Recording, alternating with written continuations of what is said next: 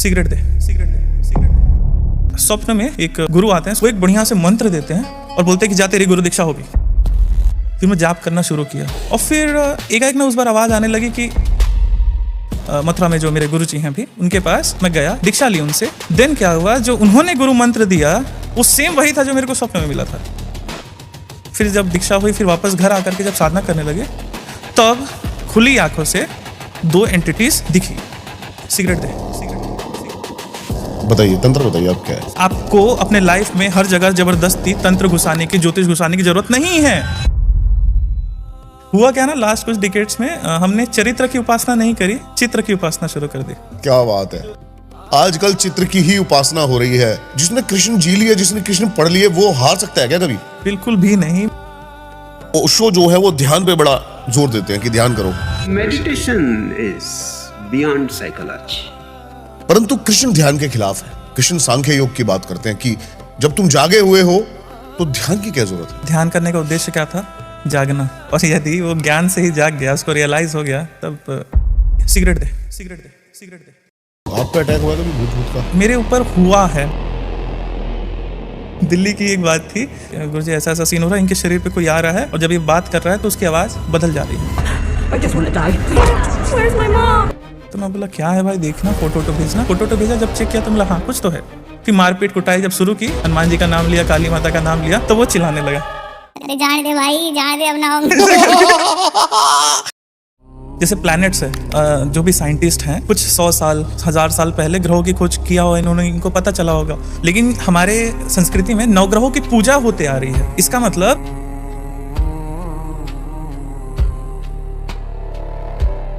बहुत सारे लोग इंजीनियर, डॉक्टरिंग सभी चुनते हैं, आपने तंत्र मार्ग चुना जी, इसके पीछे का कारण? कई सारे रीजन से मान के चलिए। पहले तो डॉक्टर इंजीनियरिंग ही जाने वाले थे, मतलब इंजीनियरिंग ही करने वाले थे, लेकिन कई सारे लाइक वो कहते हैं ना, फैमिली के सबके लाइफ में आता है, मैं भी मानता हूँ कि फाइनेंशियल क्राइसिस, फादर की बचपन में ही मृत्यु हो चुकी थी जब मैं बच्चा था। लेकिन मुझे नहीं लगता कोई भी फाइनेंशियल क्राइसिस में ये चुनता है कि मैं तंत्र मार्ग चुनूं। हाँ नहीं, तांत्रिक बनूं। मैं वही कह रहा हूँ आपको। मैंने उसमें नहीं चुना, ये मेरी चॉइस थी। फिर पढ़ाई करी, नौकरी में जा सकता था, लेकिन बचपन से ये हुआ था ना, जो बोला ना फाइनेंशियल क्राइसिस इत्यादि, और पूजा पाठ कराना इत्यादि सब में थोड़ा इंटरेस्ट था। तो सीखते सीखते जैसे कथा कराना, रुद्राभिषेक इत्यादि सारे, विवाह इत्यादि, मरने तक, मतलब सारे के सारे 16 के 16 संस्कार इत्यादि ये सब सीखा। फिर धीरे धीरे ना एक रुझान हुआ, गायत्री की जब दीक्षा हुई मेरी, गायत्री करते करते ना बहुत तगड़े तगड़े अनुभव हुए। गायत्री की दीक्षा मतलब गुरु से दीक्षा लिया आपने? हाँ, गायत्री मंत्र की दीक्षा हुई प्रॉपर गुरु से। जो नॉर्मल गायत्री मंत्र है हमारा, ओम भूर्भुवः स्वः, वही वाला? जी जी जी। तो इसकी दीक्षा मतलब समझा नहीं मैं। गायत्री के लिए ना बहुत नियम होता है बेसिकली। जैसे इसका जो नियम होता है कि उच्चारण नहीं करना चाहिए, वाचिक जाप नहीं करना चाहिए बोल करके, ठीक है, इत्यादि इत्यादि कई नियम होते हैं। यज्ञोपवीत, जनेऊ पहनना, ठीक है, ये सभी चीज़ इसकी जो प्रॉपर दीक्षा होती है वो सारी कुछ हुआ। फिर वो रेगुलर बेसिस पे बताए अनुसार मैं जाप इत्यादि करने लगा, और फिर लगभग समय लगा 3-4-6 महीने बाद जब कंटिन्यू हुआ, तो एक जो बेसिक इंट्यूशन जिसको कहते हैं ना, वो होने लगा कि जैसे मान के चलिए, जिसको बोल देते हैं डेजा वू जैसा था। मेरे को लगता था कि डेजा वू हो रहा है, लेकिन आप 1 मिनट बाद क्या बोलने वाले हो फटाक से माइंड में आता था और वो एक चीज़ हो जाती थी। गायत्री मंत्र से? हाँ, बस जाप करने मात्र से, कोई साधना नहीं। और 1-2 चीज़ और बता दे रहा हूँ, जहाँ से जो भी हुआ था, संकल्प भी नहीं लेता था मैं, मतलब पूजा भी परफेक्ट नहीं होती थी, बस स्तुति करके जाप कर लेता था। तो मतलब कमी भी थी मेरी पूजा में, इस वजह से हो सकता है कि मैं उस जो इंट्यूशन पावर पे मेरा कंट्रोल नहीं था, 0 कंट्रोल, बस वो होता था। और फिर मैं खुश 15-16 साल का था, अब मैं सबको बताऊं कि अंकल ऐसा हुआ, भाई मेरे साथ ऐसा हुआ। लोगों का रिएक्शन क्या था? वो तो हंसते होंगे। नहीं, कई लोग सीरियस लेते थे और कई लोग मतलब मुंह पे तो बोलते थे कि हाँ ठीक है, फिर पीठ पीछे हंसते थे। फिर उसके बाद धीरे धीरे जब बताता था तो वो कम हो जाती थी, मतलब आपने अपनी जो भी सिद्धियाँ आपको प्राप्त हो रही है बेसिक लेवल पे, आप बताओ कम हो गए। फिर उसके बाद किताब पढ़ी गायत्री से रिलेटेड कई सारी, फिर उसमें आया कि बताता या नहीं जाता है कोई चीज़, फिर बताना बंद किया, फिर होने लगी। फिर कुछ दिन होती, फिर लहसुन प्याज वगैरह खा लिया तो बंद हो जाती, क्योंकि गायत्री के सबसे पहले कुछ नियम है, आपको पूर्णतः सात्विक रहना है, लहसुन प्याज तक नहीं खाना है, ब्रह्मचर्य इत्यादि सारे कुछ। अब इसमें से कुछ भी टूटा तो पावर, इंट्यूशन पावर होनी बंद हो गई। फिर उसके बाद हनुमान जी की इधर इधर सभी देवी देवताओं की भक्ति करने लगे। फिर दुर्गा माता की किताब पढ़ के साधना उठा ली, ठीक है, उसमें भी कुछ किताबें भी नहीं था, ना संकल्प लेना ना कुछ, कोई पूजा पाठ नहीं, और छोटा सा नॉर्मल दिया अगरबत्ती जलाओ, भोग रखो, जाप शुरू करो। ध्यान के दौरान लगभग 15-20 दिन हो गए और टाइम भी नहीं पता, अपने हिसाब से कुछ भी कर रहा, कुछ भी जो बोलते हैं ना, कुछ भी कर रहा था लिटरली में। और एकाएक ना ध्यान आँख बंद करके जब किया तो सर दुखा, बहुत पेन लगा कि कुछ तो हुआ है। और मतलब 1-1.5 महीने ना पूजा करने की हिम्मत नहीं, क्योंकि वो हेडेक बहुत ज़्यादा ही इंटेंस था। 17 साल का था मैं। फिर वो 1-1.5 महीने बाद फिर वापस जुड़े, फिर पूजा पाठ कर्मकांड इत्यादि सब चलता ही था। ज्योतिष में आ चुके थे, नाना जी से सीख रहा था ज्योतिष में, वो ज्योतिष में आ चुके थे। फिर एक पैसे भी आने लगे, मतलब कंसल्टेशन दे देकर इत्यादि इत्यादि, तो कई चीज़ें सुधरने लगी धीरे धीरे आर्थिक स्थिति। फिर उसके बाद भगवान काल भैरव के प्रति ना अपने आप रुझान बढ़ने लगा, तो फिर वो उनकी साधना। और मेरे को एस्ट्रोलॉजी का वो हिस्सा बताओ कि एस्ट्रोलॉजी आपको लगता है कि जैसे आपने करी भी, आपने बोला कि इतना समय लगा मुझे, हाँ, तो आपको रीज़न तंत्र से क्या ज्यादा था? ताकतवर रीज़न क्या है? था? हाँ, 10th में था। तंत्र से ज्यादा ताकतवर है? दोनों ही एक दूसरे के पूरक समझ सकते हैं। जैसे मान लीजिए वैदिक एस्ट्रोलॉजी होती है, उसके जो उपाय क्या होते हैं? मंगल ग्रह खराब है, इसका पूजा करा लो, इसका ये कर लो, वो कर लो, ठीक है। टोटके नहीं है वैदिक ज्योतिष में, टोटके नहीं है, टोटके हैं लाल किताब इत्यादि में, ठीक है। हाँ। तो वो जो मान के चलिए जिस प्रकार से वैदिक कर्मकांड ग्रहों के रेमेडी के रूप में हम उपयोग करते हैं, उसी प्रकार से तांत्रिक कर्मकांड भी ग्रहों के रेमेडी के रूप में हम ले सकते हैं। एक दो एग्जांपल देता हूँ। जैसे मान लीजिए वैदिक ज्योतिष के अनुसार जब देखेंगे, शुक्र ग्रह के मालिक है इंद्राणी माता। अब पुराण आता है, जब तंत्र आता है, तब पता चलता है शुक्र के मालिक माता लक्ष्मी है, बुध के मालिक भगवान गणेश है, माता दुर्गा है, ठीक है। तो देवता लगातार बदलते जा रहे हैं, ठीक है। तो उसी प्रकार तंत्र के कुछ रेमेडीज ऐसे हैं, कुछ देवी देवता ऐसे हैं ना, जिनकी पूजा करने से कई ग्रह ऑटोमेटिक बैलेंस हो जाते हैं। मेरा मत पर्सनल ये है, बहुत समय बिता है ज्योतिष में, ठीक है, बहुत अच्छे समय बिता है। आज मेरे जो स्टूडेंट्स हैं, लगभग 90 से 95% लोग ज्योतिष जानते हैं।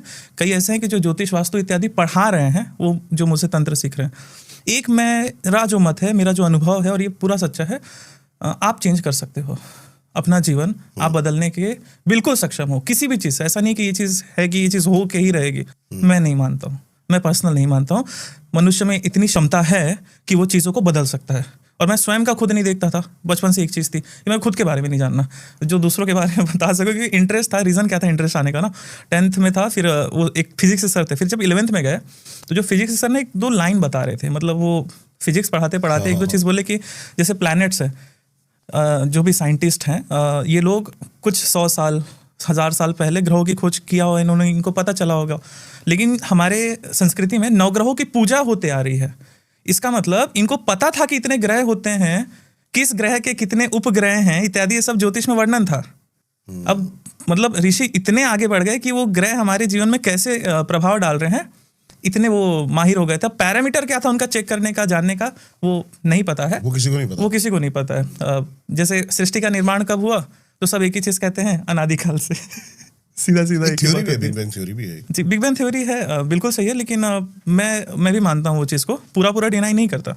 लेकिन एक दो जैसे उस पर मेरा व्यू ये जाता है कि सृष्टि बनी, कुछ फूटा, फोटॉन्स फूटे, फलाना फूटा, तो सृष्टि का निर्माण हुआ। कहाँ हुआ? बेसिक सवाल ये है, कहाँ हुआ? आकाश में हुआ, तो आकाश कहाँ से आया? ये सोचने वाली बात है। तो ना वो पूरा उसको मान भी नहीं सकते हैं और डिनाई भी नहीं कर सकते। क्यों? क्योंकि मनुष्य की जो सीमा है सोचने की, अंततः वहीं जाकर रुक जाती है। कुछ तो हलचल हुई थी, अगर कुछ क्रिएशन हुआ है तो स्पेस रहा होगा। ये तो बिल्कुल सही कह रहे हो आप। अगर उस परम तत्व को तर्क और दिमाग से सोचा जाए ना, तो औकात ही नहीं है हमारी वहां तक पहुंचने और ये बात आप भी कह रहे हैं, मैं मान रहा हूँ। और ये बात यमराज ने स्वयं नचिकेता को कहा है। जब नचिकेता, कठोपनिषद का है कथा, जब नचिकेता यमराज से जब पूछते हैं 3 प्रश्न, हाँ जी, कि पहला अभी मैं उपनिषद पढ़ने की सोच रहा हूँ। जी, लेकिन बिल्कुल। जो आपने भी, ये मतलब इंटरेस्टिंग टॉपिक है, थोड़ा सा इसके बारे में बात करते हैं। हाँ, मुझे भी अच्छा टॉपिक से लगेगा। भटक जाएंगे। जी। हाँ, बताइए क्या? ठीक है सर। बताइए। तो मान लीजिए जैसे नचिकेता थे, एक स्टोरी आती है कि वो उनके पिता गायों को, जो वृद्ध गाय थी, वो दान कर रहे थे ब्राह्मणों को, बौद्ध भिक्षुओं को, मतलब जो भी सन्यासी थे उनको दान कर रहे थे। तो नचिकेता अपने पिता से प्रश्न उठाते हैं कि ये बूढ़ी ऐसी गाय क्यों दान कर रहे हो जो दूध दे ही नहीं सकती, व्यर्थ का क्यों आडंबर कर रहे हो? तो बोले नहीं, मैं ऐसे ही दान करूंगा। तो नचिकेता ऐसे प्रश्न करते हैं, आप मुझे किसे दान दोगे, मुझे किसे प्राप्त कराओगे? बोले मैं तुझे मृत्यु को दान देता हूँ। नचिकेता के पिताजी ने बोल दिया। अब नचिकेता पिता का आदेश ना ठुकराते हुए गए यमराज के पास। अब इस प्रकार के देखिए ना, अब ये बोले कि कैसे गए कैसे नहीं गए, इसको थोड़ा सा साइड इसलिए करते हैं क्योंकि कथाओं का जरूरी नहीं है कि स्पष्ट एक्चुअल वैसा ही मीनिंग हो, प्रतीकात्मक अर्थ होता है, सिंबॉलिक मीनिंग होता है।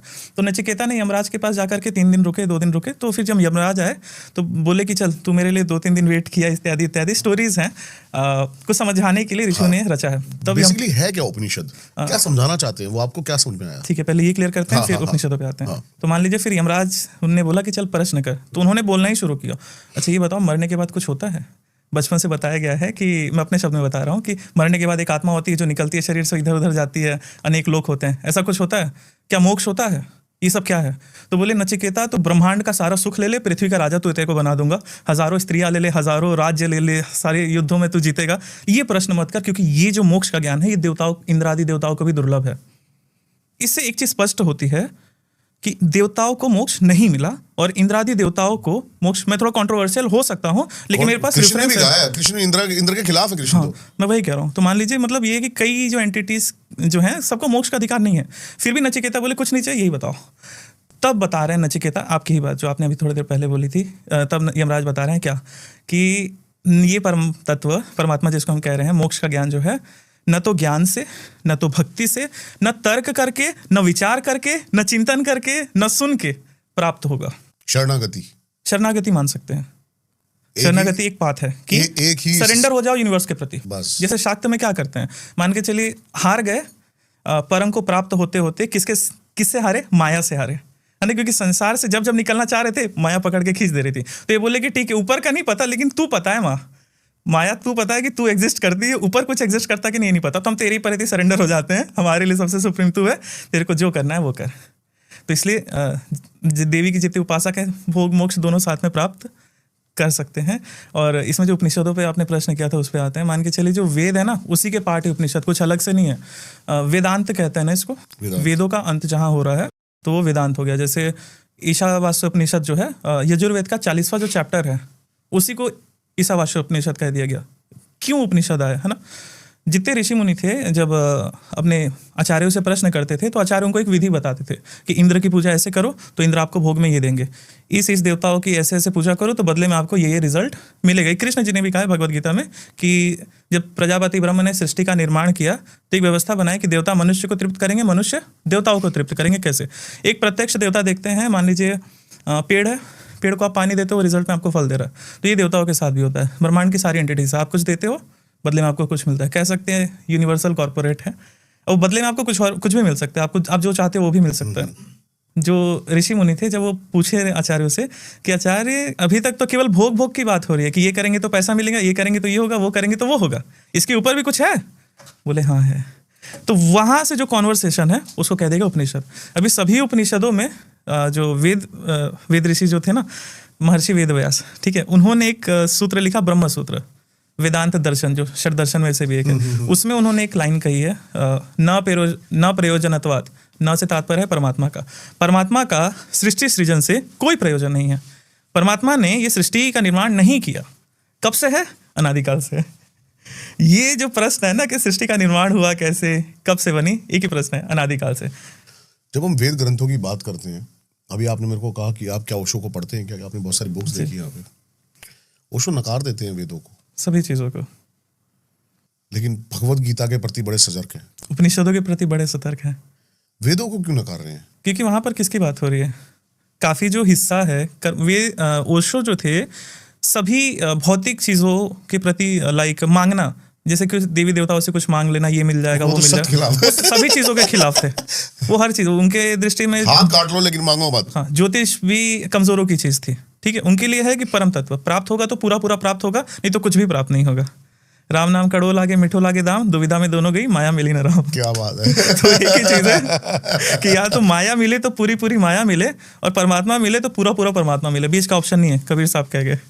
तो बस वही ओशो का था, एक बैलेंस लाइफ किस प्रकार से जी सकते हैं। क्योंकि ओशो का ऐसा था, जितना मैंने ओशो को जाना है, पढ़ा है, सुना है, कि इंसान में कुछ और भी चीज़ें हैं, क्षमता है कि वो केवल अपनी इच्छाएं पूर्ति करने के लिए नहीं बना है, वो एक्सप्लोर करने के लिए भी बना है, जानने के लिए बना है, चेतना को ऊपर बढ़ाने के लिए भी बना है। तो ओशो का मत इस चीज पे था, की यात्रा, ये उस परम तत्व को जानने के लिए बने हो जहां से आप आए और जहां जाना है। और ओशो के ना मैं इसलिए बहुत ज़्यादा रिस्पेक्ट करता हूँ कि एक्चुअल जो परमात्मा का स्वरूप है ओशो नहीं बताया। थोड़ा सा इस पर चर्चा करें। बिल्कुल। मान लीजिए जैसे भगवान कृष्ण जैसे बात कर रहे हैं, एक तो क्लियर हो रहा है कि जो देवी देवताओं की आप उपासना कर रहे हो, साकार चीज़ों के साकार रूपों की उपासना कर रहे हो, वो परमात्मा नहीं है, उनसे भी ऊपर एक सुप्रीम बॉस है। सुप्रीम बॉस है। और वो सुप्रीम बॉस को हम क्या कहते हैं? ओशो क्या कहते थे? ब्रह्म, आनंद, और उसी में बल देने के लिए परम आनंद। इसका मतलब जब भी हम सोते हैं तो थोड़ा सा जागृत अवस्था से हमको थोड़ा ज्यादा सुख मिलता है, ऑब्वियसली, क्योंकि हम भूलते हैं। तो सुख किस में है? भूलने में। जैसे मान लीजिए एक काम था जो आप करना चाह रहे थे, वो काम जब फिनिश हो गया तो आप उसको भूल जाते हो, मजा आ गया, ठीक है। कोई भी एक टास्क पूरा होता है, तो उसी प्रकार से जैसे कोई दुख होगा उसको भूल जाओ। हर चीज में जब आप भूलने लगते हो तो मजा आता है। अब सबसे बड़ी क्या चीज हमको भूलनी है?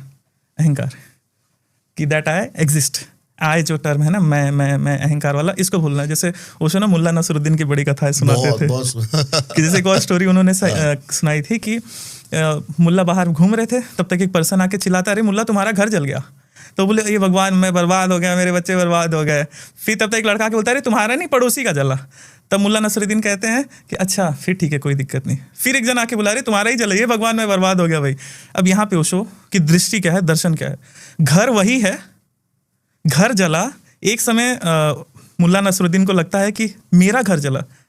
अब एक जब उसको पता चला कि मेरा घर नहीं जला तो नसरुद्दीन ठीक हो गया। इसका मतलब मान के चलिए बिल्कुल सही कह रहे हैं। ये माइक किसी का है, मैं इसको तोड़ूंगा तो अगला व्यक्ति क्या बोलेगा कि तू इस माइक को मत तोड़। बोलूंगा क्यों, ये मेरा है। फिर बोलूंगा ये तो रॉड का इलेक्ट्रॉनिक चीजें इसमें है, वो ये तो इसका है। बोले नहीं मेरा है। अगर ये आपका नहीं होता तो आपको दुख नहीं होता। क्यों? क्योंकि हमने अपने मैं को इस माइक से जोड़ रखा है। तो सारा का सारा खेल किसमें है? जितना ज्यादा हम अपने आप को फैला रहे हैं। ओशो बताते हैं कि ओशो के एक दिन पिताजी घर पर आए, आग लग गई थी घर में पूरे, और आए और कहते हैं कि सब बच गया जी, मेरे 8 बच्चे बच गए, सब बच गया, कुछ गया ही नहीं। देखने की दृष्टि, देखने की दृष्टि, देखने की दृष्टि जो सारा आपने खेल बोला है ना, ये। अभी मैं इससे भी बात कर रहा था थोड़े दिन पहले ही। 2 दृष्टिकोण है। एक दृष्टिकोण है, अर्जुन कहता है मैं, जब मन कहता है कि सामने मेरे अपने खड़े हैं, तो आप कईयों को वो दृष्टिकोण बड़ा अच्छा लगेगा, कहेंगे हाँ यार ये अच्छा आदमी है, सामने अपनों को देख पा रहा है। कृष्ण ने कहा अपने हैं तो सामने क्यों है, पीछे होते, सपोर्ट में होते। यही दृष्टिकोण सिखाते हैं ओशो। बहुत डीप नॉलेज है उनको। जो जिस प्रकार की बातें करें आज के समय, मैं नहीं मानता कि उनके जो चेतना का स्तर था कोई होगा। असंभव असंभव है, असंभव है, असंभव असंभव। और उनमें निडरता थी ना, सबसे जो भी था खुल के बोलते थे, डरते नहीं थे, भय नहीं था किसी चीज का। एक ही चीज है ओशो की जो मैंने लाइफ में अपनी प्रैक्टिकल देखी और चमत्कार देखे। जब आप अस्तित्व को मना कर देते हो, अब ये नहीं चाहिए, हार को भी हार नहीं समझ रहे हो, हार जिस को दिन भी तुमने हार कह नहीं। दिया कि मुझे अब ये कुछ नहीं चाहिए, उसी दिन सारा अस्तित्व तुम्हें देने में लग जाता है कि पकड़, जल्दी पकड़िए, देगा। जैसे ही उससे मांगते रहोगे तो वो वापसी ले लेता है। इसका ना योग में और तंत्र में भी रिलेशन है। योग जो अष्टांग योग होता है बिगिनर के लिए, यम नियम आसन प्राणायाम प्रत्याहार धारणा ध्यान समाधि, एक योगी ये करता है, ये सारे नियम फॉलो करता है, फिर धारणा बनाता है, ध्यान करता है, फिर समाधि मतलब मोक्ष को प्राप्त करता है। एक तांत्रिक वो नहीं करता, तांत्रिक समाधि तक नहीं जाता है। धारणा ध्यान जब गया तब उसको एक चीज रियलाइज होती है कि संसार में कुछ नहीं है, अब मोक्ष चाहिए। लेकिन एक तांत्रिक के लिए क्या है, संसार में कुछ नहीं है, जो है मेरे इष्ट हैं, अब वो देवता उसको सिद्धि देने लगते हैं। सबसे पहले तो मैं आपसे हाथ मिलाना चाहूंगा यार, बड़ा मजा है आपसे बात करके। काफी दिनों बाद कोई बंदा मेरे को ऐसा मिला है जो कि जी थैंक यू। एक और बात मेरे दिमाग में आई, आप बताइए, क्योंकि ओशो जो है वो ध्यान पे बड़ा जोर देते हैं कि ध्यान करो, ध्यान ध्यान ध्यान ध्यान में बैठो। परंतु ओशो से जब पूछा गया कि आपके सबसे प्रिय अगर 12 करैक्टर बताए जाएं तो कौन है, तो सबसे पहले उन्होंने कृष्ण को रखा और रो पड़े और कहते हैं कि शायद मीरा ने भी इतना प्यार ना किया हो जितना मैं करता हूं कृष्ण को। परंतु कृष्ण ध्यान के खिलाफ है। कृष्ण सांख्य योग की बात करते हैं कि ज्ञान, जब तुम जागे हुए हो तो ध्यान की क्या जरूरत है। सही, थोड़ा कुछ बोलता हूँ हाँ इस पे। मान लीजिए ध्यान करने का उद्देश्य क्या था, जागना, और यदि वो ज्ञान से ही जाग गया, उसको रियलाइज हो गया, तब क्या जरूरत है ध्यान की। ये सारे नियम किसके लिए? जैसे कबीर कहते थे ना कि एक समय तक ध्यान करना पड़ता है, लेकिन कबीर की ये स्थिति हो गई थी कि पीछे पीछे हरि फिरे कहत कबीर कबीर, मतलब अजपा जप, मतलब अब आप कबीर की बात करो, अब कबीर को राम जपने की जरूरत नहीं पड़ रही है, राम कबीर को जप रहे हैं। इसका मतलब ये नहीं कि पीछे पीछे हरि फिर रहे हैं, नहीं, कबीर जो अंदर रुको। बैठा है वो जो ध्यान था, जो मानसिक उनका ध्यान चलता था राम राम को, उसने एक समय जपा, अब एक समय इसको इस स्थिति को कह देते हैं अजपा जप। इसीलिए स्टार्टिंग में प्रैक्टिस करी जाती है, कुछ स्पिरिचुअल जैसे पूजा हो गया, पाठ हो गया, पढ़ना हो गया, इत्यादि इत्यादि। ठीक है, तो उससे क्या होगा, प्रैक्टिस आप में आएगी और वो चीज़ सबकॉन्शियसली आपके वर्क करने लगेगी। उस स्थिति को ओशो कह रहे हैं जागृत की अवस्था। मैं लेकिन सारे मानवों को पढ़ता हूँ, मैंने महावीर भी पढ़े, कबीर भी पढ़े, बुद्ध भी पढ़े, लेकिन कृष्ण कृष्ण ने कुछ छोड़ा नहीं। सब किया, कृष्ण जितनी युद्ध भी कर रहे हैं और होश में कह रहे हैं कि मैं करता हुई नहीं,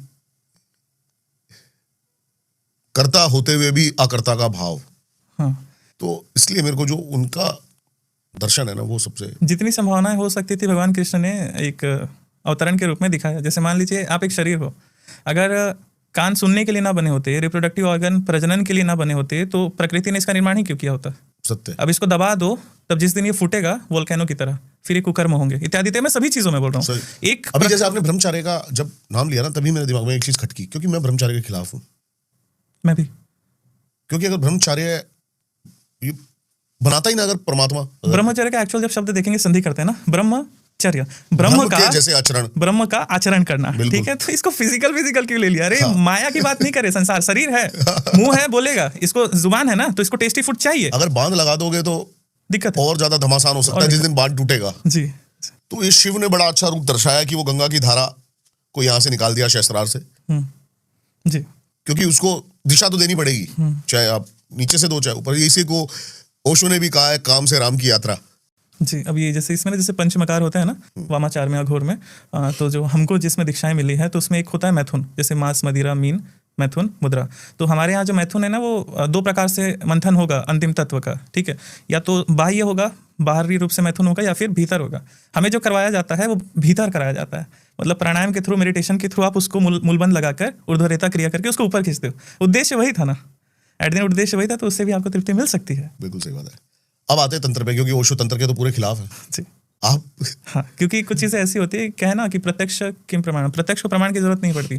तो जैसे स्टार्टिंग जैसे मैंने बताया कि जो फिजिक्स वाले सर बताते थे नवग्रहों के बारे में, आज भी वो सर मेरे साथ जुड़े हैं, गोस्वामी सर नाम था उनका, मतलब हैं अभी वो, ठीक है। तो बहुत ही मतलब इंटेलेक्चुअल, फिर एक शुरुआत वहाँ से हुई।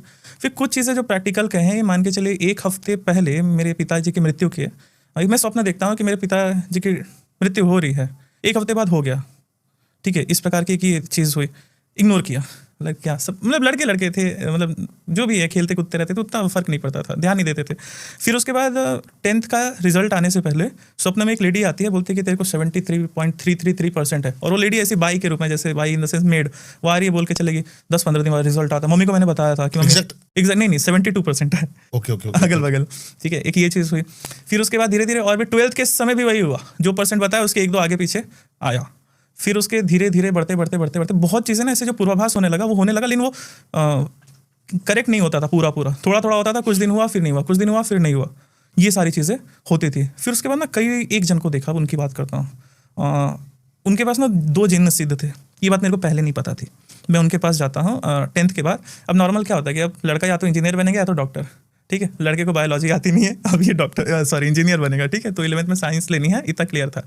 मेरी इच्छा नहीं थी, मैं चाह रहा था कुछ और करते हैं। मेरा तो पहले एक संस्कृत के प्रति थोड़ा रुझान था कि संस्कृत से पढ़ेंगे कुछ एस्ट्रोलॉजी वगैरह, फिर इसी क्षेत्र में आगे बढ़ेंगे, लेकिन नहीं हो पा रहा था पॉसिबल। तो आपको कुछ कॉर्पोरेट से रिलेटेड करना है, तो पॉलिटेक्निक या फिर इंजीनियरिंग, ऐसा कुछ मैं सोच रहा था। फिर उनके पास जब मैं गया, तो ऐसे कई लोग जाते थे, पहचान के थे, रिलेशन में आते थे। तो मैं उनके पास जब गया तो बोला कि ऐसा सीन है, मैं ये करना चाह रहा हूँ। बोले ये मत कर, ये वाला कर। मतलब जो भी मैं बोला, मेरे मन में चल रहा था कि मैं सिविल इंजीनियर बनूंगा। फिर जो फैसिनेशन एक होता है ना, बड़े होकर ठेकेदार बनूंगा, कॉन्ट्रैक्टर बनूंगा, ऐसा। मैं बोला कि ऐसा सोच रहा हूँ। बोले नहीं, अरे मैं समझ रहा हूँ तू सिविल इंजीनियरिंग करके ठेकेदार बनना चाह रहा है। वो जब उन्होंने बोला ना, मैं एकदम ना थोड़ा सा हुआ लाइक कि ये कैसे पता चला इनको। एक मन में ना क्यूरियोसिटी आई। बोला बंदे ने ना कुंडली देखी, बस उसको मेरा नाम पता है कि इसका नाम रौनक है, और ये बताने लगा। फिर हफ्ते 10 दिन बाद ना एक और पता चलता है कि उनके वो जिन्न सिद्ध किए हैं, ठीक है। हमारे यहाँ नहीं रहते थे, वो अपने एक रिलेटिव के पास आते हैं जिनसे हमारा संबंध था, इत्यादि इत्यादि। फिर धीरे धीरे कि जिन होते हैं क्या सिद्ध हो जाते हैं, इत्यादि इत्यादि। फिर ऐसे करते करते भगवान काल भैरव के पीछे पड़ा मैं काफ़ी समय। और फिर गुरु नहीं है, एक गुरु जी थे जो साठे गुरु जी, जिन्होंने बस मंत्र दे रखा था। फिर इंटरेस्ट लेते लेते किताबें पढ़ना शुरू करा। फिर भगवान काल भैरव की बस पूजा करता, फोटो ले लिया, पूजा करना शुरू कर दिया। क्या करता था मुझे भी नहीं पता था, लेकिन बस करता था क्योंकि मन लग रहा है। तो जो साधन बस अपने आप एक रुझान आया। मान के चलिए सबसे पहले हनुमान जी की बहुत पूजा पाठ शिव जी की करता था। अब मेरे को ऐसा लगता है कि इन्होंने मेरे को वहाँ पहुँचा दिया। क्यों? क्योंकि मैं कनेक्ट फील कर पाया। एक जैसा हमारा स्वभाव होता है, आप वैसे ईस्ट को पकड़ते हो। जैसा हमारा स्वभाव होता है, जैसे कोई सात्विक बहुत वैसा होगा तो हनुमान जी को पकड़ेगा। तो मैं थोड़ा सा उग्र किस्म का था, तो भगवान काल भैरव के प्रति मेरे को लगा कि हाँ ये ऐसे हैं। बस पूजा करने लगा ना, तो एक जो शांति की जो तलाश थी मन में कि हाँ यहाँ कुछ हो सकता है, एक वो अट्रैक्शन जो होता है नॉर्मली, एक वो हुआ। फिर उसके बाद स्वप्न में एक गुरु आते हैं। स्वप्न में बोल लीजिए, चाहे सोने गया तो 10-15-20 मिनट के अंदर अंदर कोई एक स्वप्न में गुरु आते हैं। स्वप्न में ही हो रहा है सब चीज़। वो एक बढ़िया से मंत्र देते हैं और बोलते हैं कि जा तेरी गुरु दीक्षा होगी। और मैं बोला, और फिर मेरी देखिए मतलब मूर्खता की, चाहे जो भी बोलिए, चंचलता। बोला कौन सा मंत्र था, कौन सा मंत्र था, यही उच्चारण करना है ना? बोले हाँ यही है, तो जा हो गई दीक्षा। फिर मैं जाप करना शुरू किया, लगभग 15-20 दिन किया। फिर मैं घर से बाहर था कहीं। फिर एक टॉपिक था जिसके लिए ये मैं डिस्क्लोज नहीं कर सकता, लेकिन कुछ चीज़ें मेरे को पूछनी थी, तो एक और बगल में एस्ट्रोलॉजर बोल लीजिए, तांत्रिक था, पूरा पूरा बंगाली व्यक्ति था। तो फिर वो मेरे को बोला कि ना अगर ऐसा कुछ हुआ है तो तुम जाप करते रहो, बुलाओ, क्या पता कोई शक्ति आ जाए। अब उस जो भी है उसको भले कुछ आता होगा चाहे नहीं आता होगा, लेकिन मैंने कर लिया। और फिर एकाएक ना उस बार आवाज़ आने लगी कि सिगरेट दे, सिगरेट दे। एक ना अंदर से आवाज़ नहीं आ रही थी कि मतलब मैं मानसिक कुछ हेलुसिनेशन चल रहा था, क्योंकि मैं बहुत ही ज़्यादा वो था कि सब भ्रम होता है, सब चीज़ भ्रम होता है। जब तक मेरे सामने कुछ आए ना मैं मानूंगा ही नहीं। अगर देवता हैं तो मेरे सामने तो आए, सही बात है। मतलब मैं नहीं मानता। ऐसे करके मैं करने लगा, क्योंकि मेरे को ना इनर पीस मिल रहा था। भले कोई काल भैरव हो चाहे ना हो, मेरे को उससे मतलब नहीं था, लेकिन मेरे को इनर पीस मिलने लगा था। बस आया कि सिगरेट दे, आवाज़ फुसफुसाहट, सिगरेट दे, सिगरेट दे, सिगरेट दे, इस प्रकार से। अब कभी सिगरेट जाना नहीं, दुकान गई नहीं, फिर ऐसे घर आया जब एक समय बाद, फिर सिगरेट देनी शुरू करी। और वो सिगरेट कैसे दे, जलाए उसको माचिस से, बस इस प्रकार से खड़ी कर दी। सिगरेट देखते देखते फटाफट खत्म हो गई। मेरे को आइडिया भी नहीं। फिर बाद में कई लोग बोले कि नहीं, सिगरेट ऐसे जला के रखते हैं तो वो बुझ जाती है, उसको पीना पड़ता है। बोला अच्छा। फिर वो करते करते फिर एक गुरु जी के पास, मथुरा में जो मेरे गुरु जी हैं अभी, उनके पास मैं गया, ऑनलाइन देख करके दीक्षा ली उनसे। देन क्या हुआ, जो उन्होंने गुरु मंत्र दिया वो सेम वही था जो मेरे को स्वप्न में मिला था। ये थोड़ा सा कह सकते हैं ना चमत्कार हुआ। सेम वही था, और वो बड़ा ही अलग किस्म का मंत्र था, कभी सुना नहीं के जाने, वही मंत्र मेरे को मिल गया। तो एक वहाँ फिर जब दीक्षा हुई, फिर वापस घर आकर के जब साधना करने लगे, तब खुली आंखों से 2 एंटिटीज दिखी। क्या? एक तो मान के चलिए एक इंसान के जैसा था, जैसे आपने जिस कलर का कपड़ा पहन रखा है, इससे थोड़ा और डार्क था, सिल्वर कलर का, जैसा ग्रे कलर का, बहुत लंबा था, उसका फेस तक नहीं दिख पा रहा था। और एक ना हड्डी के समान था, लाइक उसकी कंकाल जैसे दिख रही थी, हड्डियां जैसा। और फिर वो देख करके मेरे को हंस रहे थे। फिर पता नहीं माइंड में अपने आप ना बहुत सारे विचार घूमने लगे। और फिर मैं जैसे अब्यूजिव वर्ड्स यूज़ किया कि मतलब कौन हो, ये है वो है। और फिर वो हंसने लगे। फिर लाइक वो ऐसा किए कि जिस मंत्र का तू जाप कर रहा था वो गलत उच्चारण कर रहा था, और हम तेरी इतने दिन से तेरे नाम पे भोग ले रहे थे। इस प्रकार का सेटअप हुआ।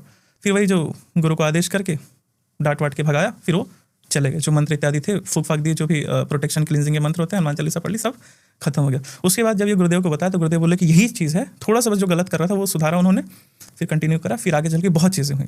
रीज़न ये था ना तंत्र में, क्योंकि एक जो रैशनल माइंड जिसको कहते हैं ना, कि चीज़ों को ना मानना, कहीं लिख दिया है तो ज़रूरी थोड़ी है कि सत्य ही होगा। सच बात है। जब तक मेरे अनुभव में वो चीज़ ना हो, मैं क्यों मानूं? क्यों मानूं? एटलीस्ट कुछ तो हो। मान लीजिए अगर मैंने किसी देवता को बोलिया कि मेरे को ये वाला काम करवा दो, अगर वो काम हो जाता है तो मैं मानूंगा, नहीं तो नहीं मानूंगा। तो ये इस प्रकार का एक वो चलता था। फिर उसके बाद और इस ये माइंड में आइडियोलॉजी रहती थी, और इसीलिए मैंने ना एक समय पूजा पाठ कराना सब चीज़ बंद कर दिया था। इसलिए क्योंकि मुझे ऐसा लग रहा था कि कहीं मैं गलत तो नहीं कर रहा, क्योंकि मुझे पूरा ही इस पर विश्वास नहीं है और मैं लोगों के काम करा रहा हूँ। कुंडली देखना, एस्ट्रोलॉजी सब बंद, 0 इनकम, कुछ नहीं।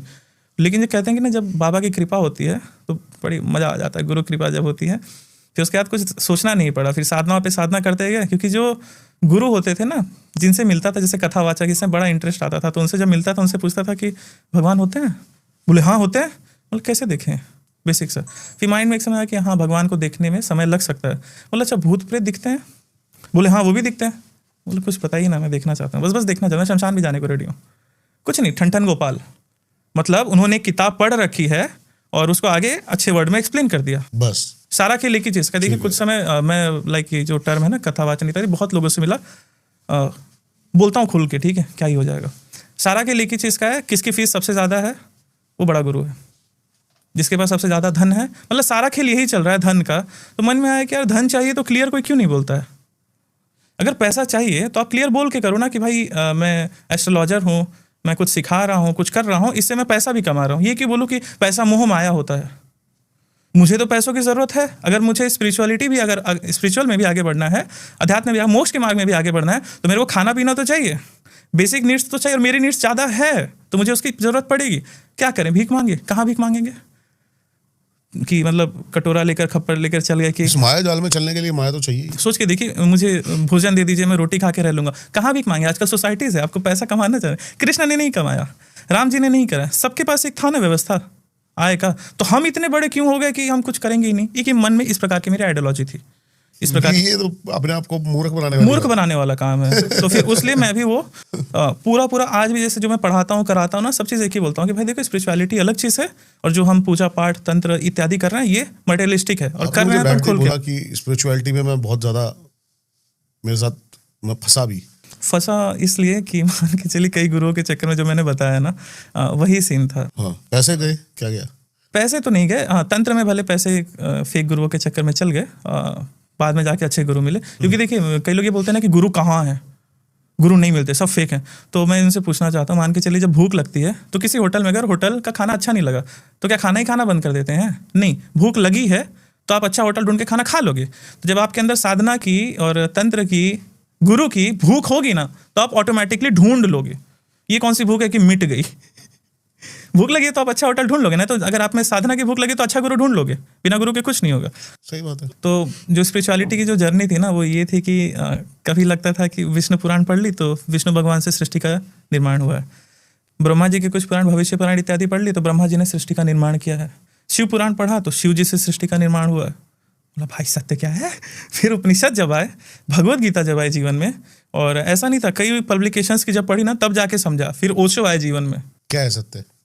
सत्य एक ही है कि जो कृष्ण बात कर रहे हैं, जो उपनिषद बोल रहे हैं, जो यमराज कह रहे हैं, नचिकेता कह रहे हैं, पर ब्रह्म एक ही है।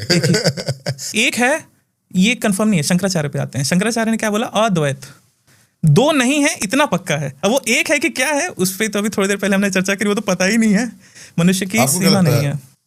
जब कृष्ण कहते हैं कि मैं अजन्मा हूं, मैं प्रकट होता हूं, तो सृष्टि का जो निर्माता है वो जन्मदाता नहीं है, वो क्रिएटर है, उसने क्रिएटर बनाई है। आपका इसके इसमें थॉट है? देखते हैं कृष्ण किसकी बात कर रहे हैं। क्या कृष्ण अपने शरीर की बात कर रहे हैं? क्योंकि कई बार कृष्ण ने कहा भगवत गीता में कि जो मुझे शरीर समझ रहे हैं वो भी फंस रहे हैं, ठीक है। तो और जो मुझे ये सोच रहा है कि इस पाथ से प्राप्त कर सकता है वो भी गलत है, ठीक है। तो मान के चलिए कृष्ण किसकी बात कर रहे हैं वहां पे? आनंद की। कृष्ण की जो चेतना की स्तर थी, उस समय उनके मुख से जो निकला वो हुआ भगवत गीता, ठीक है। तो वो कृष्ण अर्जुन के कॉन्टेक्स्ट में भी बोला, तो उसी प्रकार से समझे सारा खेल कॉन्टेक्स्ट का है। जैसे मान लीजिए अब भगवत गीता में पुरुष के कई जगह उपयोग हुआ है। एक जगह पुरुष उपयोग हुआ है मेल के लिए, एक जगह पुरुष शब्द उपयोग हुआ है मनुष्य के लिए, एक जगह पुरुष शब्द उपयोग हुआ है आत्मा के लिए, एक जगह पुरुष शब्द उपयोग हुआ है परम पुरुष परमात्मा के लिए। तो सारा खेल कॉन्टेक्स्ट का है। शास्त्र एकदम सीधा सीधा नहीं बोलते, घुमा फिरा के बोलते हैं, हमको समझना पड़ता है। तो किस आनंद की बात कर रहे हैं? अजन्मा क्या? अब जब आते हैं भगवत गीता इत्यादि महाभारत किसके यहाँ से निकली? भगवान गणेश ने लिखी। बोला किसने? वेदव्यास। वही वेदव्यास ब्रह्मसूत्र में, जो भी मैंने रिपीट कर रहा हूँ वापस से, कि परमात्मा का सृष्टि निर्माण से कोई प्रयोजन नहीं है। यही बात दयानंद सरस्वती जी ने कही। कई चीज़ पहले से हैं, सृष्टि अनादिकाल से है, परमात्मा अनादिकाल से है। आपके कर्म फल का, आप जो कर्म कर रहे हैं, परमात्मा का कोई लेना देना नहीं है। आपका कर्म फल का हम सोच रहे हैं कि हम ये करेंगे तो परमात्मा नहीं, परमात्मा कोई लेना देना ही नहीं है। तो यार हम ऐसा करते हैं, हमारे साथ बुरा हो जाता है। उसने जो देना था दे चुका। हाँ, सृष्टि बैलेंस नहीं। किसने बोला सृष्टि बैलेंस नहीं है? बैलेंस। और हर चीज में परमात्मा को दोष दे रहे, परमात्मा को आपसे लेना देना है ही नहीं। क्यों? आपको लेना देना हो सकता है। उसने आपको एक पार्क में भेज दिया है और आप बस उसका काम खत्म। अब जब आप उसको याद करोगे तब निकलो, पार्क से निकलो। लेकिन आपको पार्क में मजा आ रहा है, ठीक है। मजा कैसे आ रहा है? कभी आप झूले पे झूल रहे हो, कभी गधे पे बैठ रहे हो, मेरी बारी पहले आ जाए, प्रार्थनाएं हो रही हैं, और उसमें आप कई बार गिर भी रहे हो, झूले से, फिर दुख भी हो रहा है, लेकिन वापस से चढ़ के एक अच्छी बार झूलने की इच्छा भी हो रही है। तो गिरते भी हैं, दुख होता है, सुख भी मिलता है। क्या लेना देना? कोई लेना देना नहीं है। तो मैं वही कह रहा हूँ ना, क्यों हर चीज को स्पिरिचुअलिटी से जोड़ा जा रहा है? हमने तो तंत्र को नहीं जोड़ा स्पिरिचुअलिटी से। हम तो जैसे स्पष्ट कह रहे हैं ना कि हाँ, हम सिद्धियां प्राप्त करते हैं, उनसे अपने भौतिक कार्य कराते हैं इन द सेंस उनसे मदद लेते हैं। जैसे मान के चलिए कोई देवी देवता या फिर कोई एंटिटी, कोई भी प्रेत हो सकता है, जिन हो सकता है, कोई भी एंटिटी आपको सिद्ध है, मानसिक चल रही है, चाहे स्वप्न में बात करें, कैसे भी आपको सिद्ध है, मतलब बात हो रही है उससे। अब वो आपको कैसे पैसे देगी? स्वर्ग में पैसे का व्यवहार थोड़ी चलता है कि वो आपके डायरेक्ट माता लक्ष्मी ला के एक मटका पटक दिया आपके सामने, ले भोग। वो आपको शुद्ध तरीके बता सकती हैं, शक्तियां जो बात कर रही है कि चलिए वाले बिजनेस में तो इन्वेस्ट कर दे, मैं तेरी मदद करूंगा। ये हो सकता है पैसे कमाने के लिए आपको, लेकिन कुछ तो एफर्ट देना पड़ेगा ना। आपकी जो स्किल है उसमें इंप्रूव करवा सकते हैं देवी देवता। बिल्कुल सत्य। संसार में जीने के लिए बस यही है। हर चीज ऐसा नहीं है कि देवताओं पे ही छोड़ दो, परमात्मा पे ही छोड़ दो। सर्वश्रेष्ठ धनुधारी के रथ पे ही तो बैठेंगे परमात्मा। वही अर्जुन रात भर जाग के भी मेहनत करता था। ऑब्वियसली कृष्ण साथ में थे, वरना क्यों बैठेंगे? हुआ क्या ना, लास्ट कुछ डिकेड्स में हमने चरित्र की उपासना नहीं करी, चित्र की उपासना शुरू कर दी। कृष्ण की जो चरित्र था, हम उसके उपासक नहीं बने। आजकल चित्र की ही उपासना हो रही है, चरित्र की। जिसने कृष्ण जी लिया, जिसने कृष्ण पढ़ लिए, वो हार सकता है क्या कभी? बिल्कुल भी नहीं। मैं वही कह रहा हूँ ना कि कृष्ण के चरित्र को फॉलो करना हार्ड है। कृष्ण के चरित्र को फॉलो करना हार्ड है, इसीलिए हम उनको फॉलो नहीं करते, क्योंकि हमको पता है कि लड्डू गोपाल को 3 टाइम 5 टाइम भोग लगा दो, बस कृष्ण को प्राप्त कर लिया। ये परमात्मा की के खिलाफ खिलाफ ही हुआ ना। कृष्ण उसको के कितना छोटा दिखाया जा रहा छोटा है, उस दिखाया जा परम तत्व को जिससे ये सृष्टि का निर्माण हुआ है, उसको दिखाया जा रहा है कि इसको ठंड लग रही है, बताओ। और वो दिखाया जा रहा है, कर रहे हैं, लेकिन एक्सेप्ट नहीं कर रहे कि हम कुछ, मैं विरोधी नहीं हूँ, स्टार्टिंग में बिल्कुल कुछ प्रैक्टिसेस होते हैं जिससे आपको उस तत्व को प्राप्त करने में सहजता हो सकती है, लेकिन ये सीढ़ी की तरह है।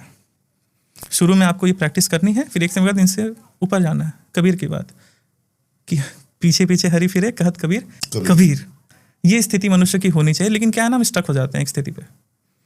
मैंने जो थोड़ा सा ऑब्जर्व करता हूँ ना नेचर को, दुनिया को, जब मैंने आपसे बात कही कि एक ही तरीका है, वो है शरणागति। आप जंगल जाए, जानवरों को देखें, शरणागति नेचर के प्रति। रात को हर चिड़िया के मुंह में दाना आ जाता है। हाँ, शरणागति, खुद ये कर्म कर रहे हैं, खुद बीज बो रहे हैं, और फिर उसके अलग फल आएंगे, तो फिर परमात्मा का इसमें कोई रोल क्या है? कोई रोल नहीं। अब देखिए ना, 2-3 चीज और है। हर चीज में तो दोष देने में बड़ा मजा आता है, क्योंकि इंसान का शरीर, मन इस प्रकार के ना, बस दोष दे दो, हमने कुछ नहीं किया, ऐसे ये हो गया। अब मान लीजिए हम इतना जैसे, हाँ एक और चीज जो अभी लड्डू गोपाल की बात हुई, देखिए कोई भी ऑफेंस नहीं होगा, हम बस सत्य बोल रहे हैं, मैं बस अपने विचार रख रहा हूँ, मेरी जो दृष्टि जा रही है। हमारे में जितना ज्ञान है उतनी बात हाँ, कर रहे जितने ज्ञान है हमारे उसमें। अब मान लीजिए कोई व्यक्ति कोई देवी देवता की उपासना कर रहा है, और जो भी शुरू में हम बात कर रहे थे, जैसे ब्रह्मचर्य की बात करी थी, जो नेचुरल चीज़ है, जो हर जानवर करते हैं, एक इंसान को चाहिए कि सुख, आनंद, शांति, वो एक कंफर्ट लाइफ सभी जीना चाहते हैं। एक जानवर जीना चाहता है, तो इंसान क्यों नहीं जी सकता? क्यों ज़बरदस्ती का त्याग कर रहे हो भाई? चलो त्याग कर रहे हो, और त्याग करके क्या कर रहे हो? पूजा पाठ कर रहे हो, कुछ दान पुण्य कर रहे हो, और आपके मन में क्या है? इसका मुझे पुण्य मिलेगा, और पुण्य का रिजल्ट क्या होगा? सीधा सीधा सबके माइंड में, सबको पता है, देखिए माया का खेल, सबको पता है कि मैं पुण्य कर रहा हूँ, इसके बदले में मेरे को मिलेगा अगला जन्म, मैं एक अमीर घर में जन्म लूंगा। और अमीर घर में जन्म लेकर क्या करोगे? जो यहाँ पर त्याग किया था ना, XYZ, शराब मत पियो, ब्रह्मचर्य का पूरा पालन करो, ये सब जो त्याग किया था, वहां जाके भर भर के यही करोगे। जो पैसे के प्रति आपका एक वो था, संसार में भोगों के प्रति, माया के प्रति आपका वो था कि आसक्ति नहीं थी कि यार ये सब गलत होता है। अगले जन्म आपका उद्देश्य आपको पता है, पुण्य मिलेगा, अगले जन्म अमीर के घर में जन्म लोगे, वहां जाके यही भर भर के करोगे। स्वर्ग मिलेगा, स्वर्ग जाके यही भर भर के करोगे। सत्य सत्य यही है, लेकिन कड़वा है। और यही बात जब ओशो कहते हैं, कड़वा ही है, कड़वा ही है, और ये एक्सेप्ट करने में ना इंसान को टाइम मुंगली लगता है। तलवार अपना भी हाथ कट सकता है जी। लेकिन सत्य कभी सुना नहीं। मन की औकात नहीं है सत्य जानने की भी। हाँ, बहुत छोटी चीज है मन। सत्य वो परम तत्व ही जान सकता है जो कृष्ण है, चेतना। अच्छा देखिए, इससे मान लीजिए शरीर किससे बना है? पंच तत्वों से, ठीक है।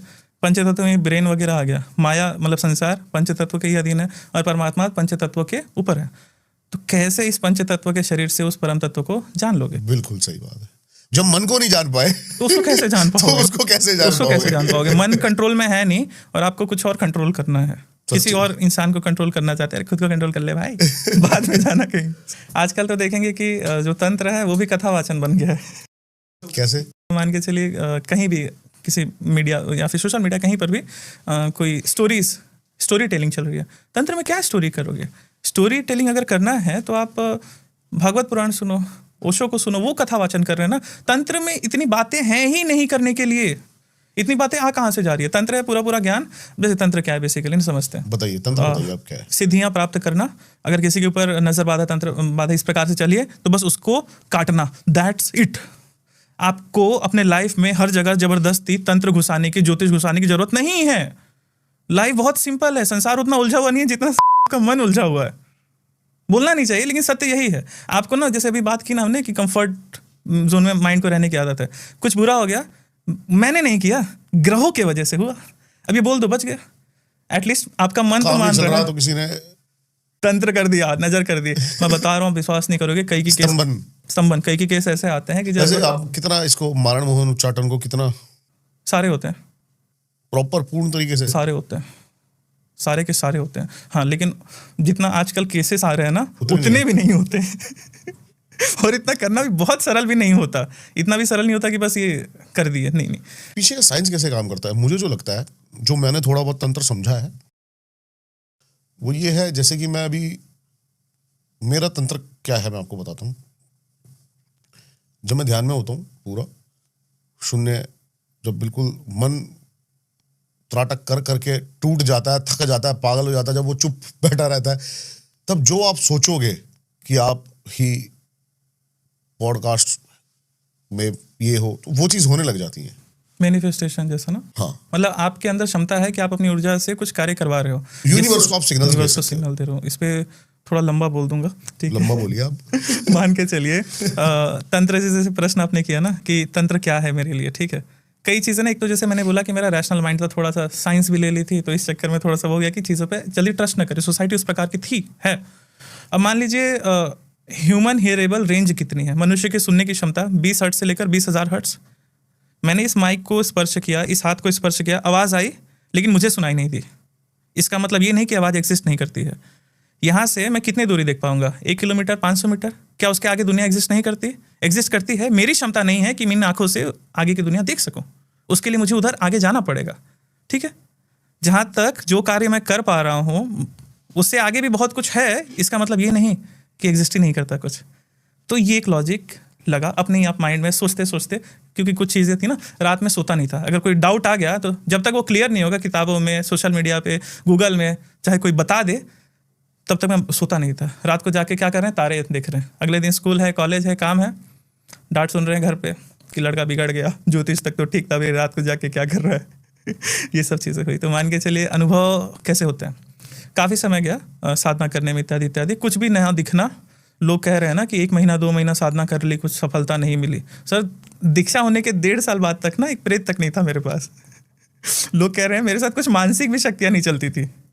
ये स्थिति थी मेरी। आसन मेरा बहुत परफेक्ट था, 4 साढ़े 4 5 घंटे में बैठता था एक स्थिर आसन में बिना हिले डुले, ठीक है? उसके बाद ये मैं शमशान में जा जाके 6-6 दिन 15-15 दिन साधना कर रहा हूँ, टोटके कराया, कुछ भी नहीं दिखा, कुछ भी नहीं हुआ। लेकिन जो भूख बोला ना मैंने, कि जो जितने मेरे लॉजिक्स थे ना, सब परफेक्ट बैठ रहे थे। ये कमी मेरे अंदर है। रामकृष्ण परमहंस को काली माता प्राप्त हुई तो रामकृष्ण सही थे, मेरे में कुछ कमी है। कमी थी, एक हल्का सा माइंड में डाउट था कि ये जो मैं कर रहा था ना कि चीज़ें हैं तो दिखाओ। तो तब पता चला कि जो विश्वास है, जो शरणागति है, हर जगह लागू हो रही है। शरणागति संसार में, परमात्मा में भी लागू हो रही है, शरणागति शक्तियों में भी लागू हो रही है। मैं केवल शक्ति वर्ड यूज़ कर रहा हूँ, वो देवी देवता हो सकते हैं, भूत प्रेत सब हो सकते हैं, ठीक है? तो विश्वास की है अलग डायमेंशंस को अनलॉक करने के लिए। तो जब विश्वास हुआ, चीज़ें जब करने लगे, तब और भी चीज़ें पता चले कि मंत्र कैसे वर्क करते हैं। कंजर्वेशन ऑफ एनर्जी है ना, जो बोलता है कि the energy can neither be created nor be destroyed, it में change one form to another form. शक्ति ना तो जन्म लेती है, नहीं मरती है, स्वरूप बदलती है। मैंने कुछ खाना खाया, ठीक है, उस पर मुझे ऊर्जा मिली, कार्बोहाइड्रेट मिला। मैं कुछ बोल रहा हूँ, आप सुन रहे हैं, लोग सुन रहे हैं, अपने लाइफ में उससे प्रोसेस करेंगे, माइंड में कुछ क्रिया करेंगे। ऊर्जा कहाँ से कहाँ बदल गई। कोयला जला, कोयले से बिजली बनी, हवा चल रहा है, AC चल रहा है, माइक चल रहा है, शक्ति स्वरूप बदल रही है। तो जो आपने मैनिफेस्टेशन वाली बात करी, एक मंत्र में मैं ऊर्जा डाल रहा हूँ कि हे माँ लक्ष्मी, मुझे धन दो, धन दो, धन दो, धन दीजिए, धन दीजिए। ये जब मैं बोल रहा हूँ ना, तो ये ऊर्जा निकल तो गई, वो देवी तक पहुंचेगी और एक्चुअल में कुछ ना कुछ होगा। नजर कैसे? बहुत बढ़िया, बहुत बढ़िया, बहुत बढ़िया, सही कह रहे हो आप। नजर कैसे लगती है ना, मान के चलते हैं जैसे 3 शरीर हमारा, एक स्थूल शरीर फिजिकल जो दिख रहा है, एक कारक शरीर जिसमें कर्मफल का स्टोरेज हो रहा है, ठीक है, एक हो रहा है सूक्ष्म शरीर जिसको आप ऑरा कह लो, मन कह लो आपका, ठीक है। हॉस्पिटल जाते हैं या फिर किसी निगेटिव पर्सन से जब मिलते हैं, बेसिकली जो हमेशा गुस्सा रहता है या फिर हर चीज़ में निगेटिव बातें करते हैं, उसके सामने बस जाके बैठ जाओ, हॉस्पिटल चल जाओ, फिर घर आओ, देखो ना ऑरा थोड़ा डाउन लगेगा, मन लगेगा कि यार ये तो मज़ा नहीं आया। अब मंदिर चले जाओ ये सही बात है, ये हर कोई रिलेट कर सकेगा और कमेंट भी करना। भाई ऐसे कई बंदे होते हैं जो साले आके बैठते हैं ना, मन करता भगा दे इसे। एक्चुअल में ना शास्त्रों में तामसिक अर्थ ये होता है, इसे भगा दे भी यहाँ से, ऐसा आता नहीं दिमाग में। बिल्कुल आता है सर, आप बैठने की इच्छा नहीं होती। हाँ, ऐसे कई है, आते ही मैंने कहा तो मैं गेट बंद करता यार, मैं भाई यार तू जा यार, अभी क्या हो गया भाई, मैं तो कुछ कहा ही नहीं। अब एक और पर्सन इसमें साथ में अब होता वो है बेचारा ना, वैसे सच बताऊं तो दोषी नहीं है, उसको पता ही नहीं है उसने किया क्या है। जी ये बस है। लेकिन क्या होता है ना, जब आप थोड़े से भी सेंसिटिव हो जाते हो ना, सेंसिटिव इन द सेंस जब आप एनर्जीज को फील करने लग जाते हो, समझने लग जाते हो, तो आप एकदम से इंस्टिंक्ट हो जाते हो कि अरे ये कौन आ गया यार, वो हो जाता है। वो सोच रहा है कि वो बेकसूर है यार मुझे क्यों गाली दे दी इसने, खामा खाई। लेकिन आप एग्जिस्ट नहीं, आप मतलब टॉलरेट ही नहीं करोगे ऐसे बंदे को, क्यों करोगे? इसको ना शास्त्रों में असली में इन लोगों को तामसिक बताया गया है। अब जैसे मान लीजिए कोई व्यक्ति है वेजिटेरियन है, वो मांस काट काट के बेच रहा है, मर्डर करे जा रहा है, तो तामसिक तो वो हुआ ना तामसिक। और कोई व्यक्ति है जो मांस भी खा रहा है, पूरा संसार का सुख ले रहा है, भले उसको मतलब कई लोग तामसिक कह रहे हैं, लेकिन वो एकदम सबसे अच्छे से रह रहा है, उसका ऑरा बहुत पॉजिटिव, हमेशा पॉजिटिव, तो वो तो सात्विक ही हुआ। अब आते हैं इस पे, वही दृष्टिकोण वाली बात है, दृष्टिकोण वाली बात है। अब एक पर्सन है जो बहुत ही पॉजिटिविटी से भरा रहता है, मतलब कॉमेडियन होता है ना हर ग्रुप में एक, बस वो कुछ बोलेगा नहीं लेकिन आपको पता ही इसके माइंड में कुछ ना कुछ चल रहा है। सही कह रहे हो। आपको बस हंसी आ जाएगी, उसके साथ बस जाके बैठ जाओ, वो कुछ ना बोले, आप एकदम लगेगा मजा आ रहा है, बस उसके बैठे उसकी कंपनी में ही मजा आता है।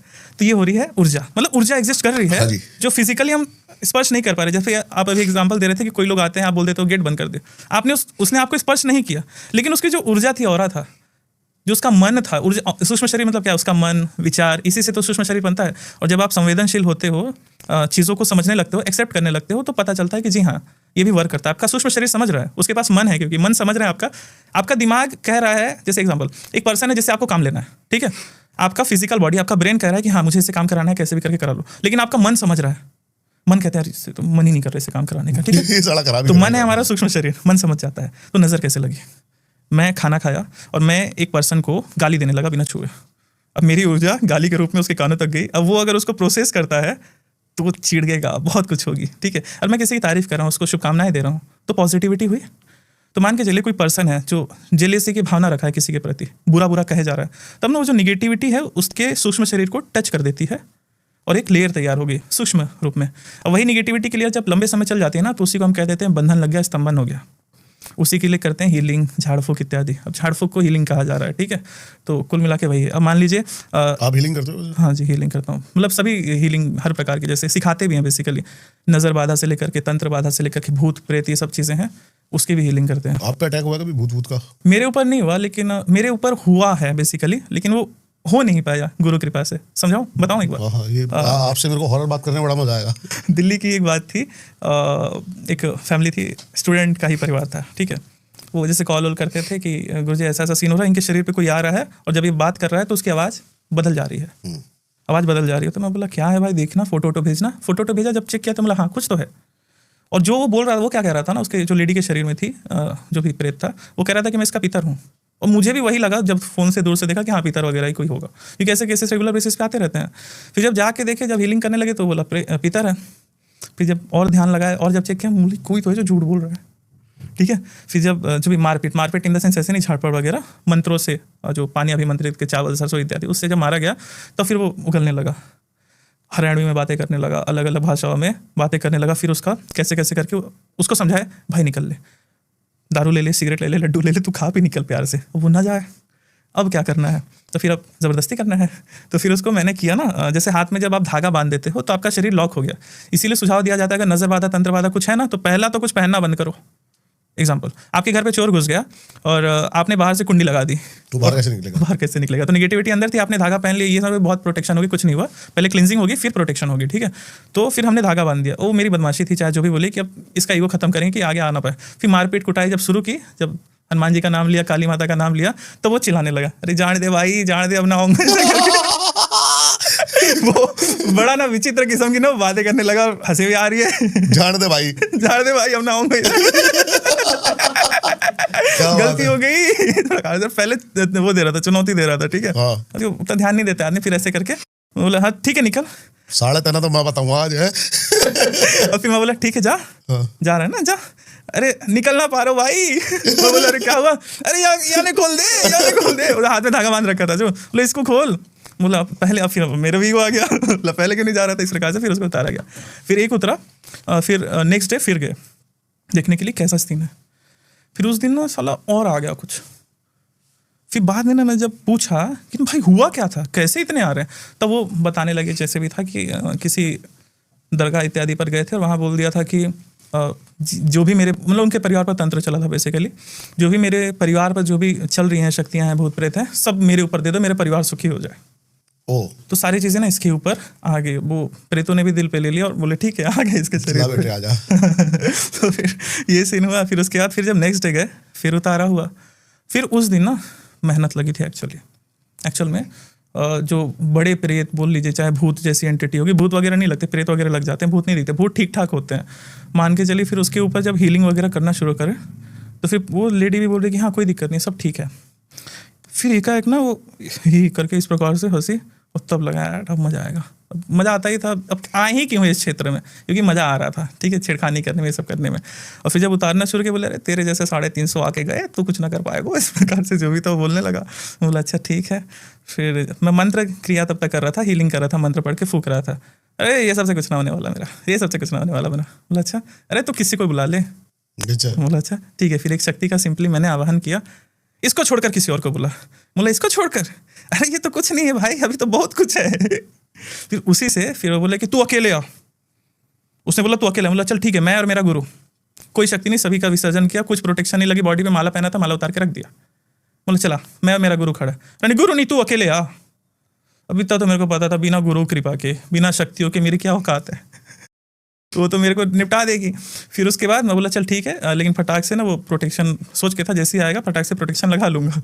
तो ना फटाक से उसका शरीर से छूटा और मेरे शरीर पर अटैक करना चाहा होगा। फिर फटाक से जैसे वो लेडी इस प्रकार से की, थोड़ा झंझाई, तो फटाक से प्रोटेक्शन लगा लिया।